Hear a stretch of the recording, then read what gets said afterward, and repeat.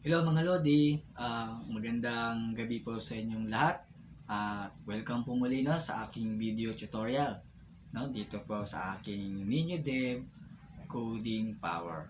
At dito mga Lodi, no, special po yung video natin ngayon. So kung natatandaan po ninyo yung sinabi ko kaninang umaga na meron po tayong isang CCTV no, system na aayusin natin o yung ito-trouble natin kasi parang nagkaroon nga ng problema, no? At yung CCTV na yun ay mismo pag-aari ng kumpanya na nag-handle sa akin, no?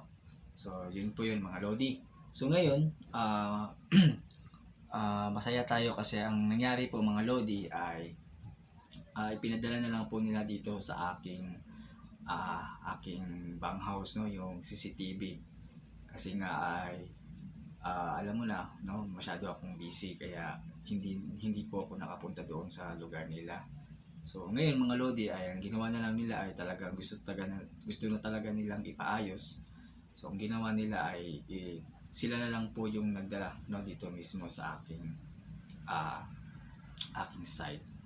So ngayon mga Lodi, no, so ang gagawin ko po ay ipapakita ko po sa inyo yung ating buong CCTV system, ang mga equipment, device, and then yung mga materials. So pag-inintay natin, so syempre bago po tayo magsimula ay wag po natin munang kalimutan na